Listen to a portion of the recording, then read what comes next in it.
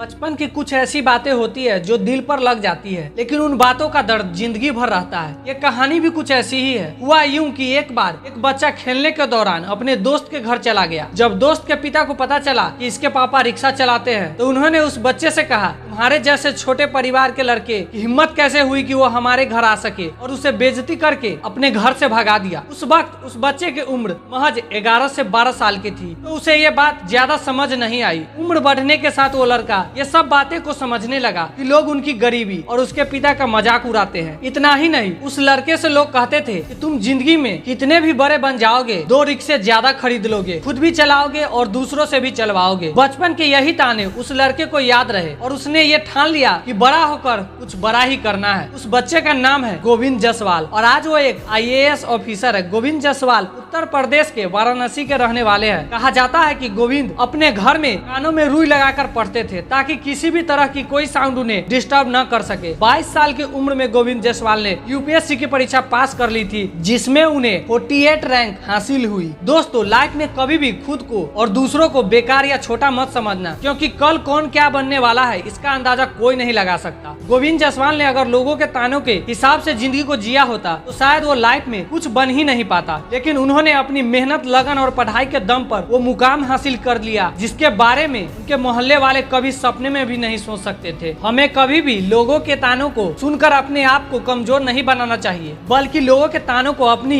Motivation बनाकर अपने मन में रखकर एक ऐसा लक्ष्य बनाना चाहिए जिसे पूरा करने के बाद उन लोगों के मुंह खुले के खुले रह जाए जो हमेशा आपको ताने देते हैं। ये सफलता की कहानी हमें ये बात भी सिखाती है कि सफल होने के लिए हमारा अमीर या गरीब होना जरूरी नहीं है, बस जरूरी है तो हमारे इरादों का पक्का होना। जो लोग अपनी गरीबी की वजह से जिंदगी में कुछ नहीं कर पाते और खुद को असफल मानते हैं, दरअसल वो अपनी गरीबी की वजह से नहीं बल्कि अपने कमजोर इरादों और कमजोर लक्ष्यों की वजह से जिंदगी में असफल रह जाते। इसलिए सही लक्ष्य और मजबूत इरादे रखें, सफलता आपको जरूर मिलेगी। यह मोटिवेशनल स्टोरी आपको कैसी लगी हमें कमेंट करके बताना, और चैनल पर नए हो तो सब्सक्राइब करके अपने भाई को भी सपोर्ट कर देना। मिलते हैं अगले वीडियो में, तब तक के लिए जय हिंद, वंदे मातरम।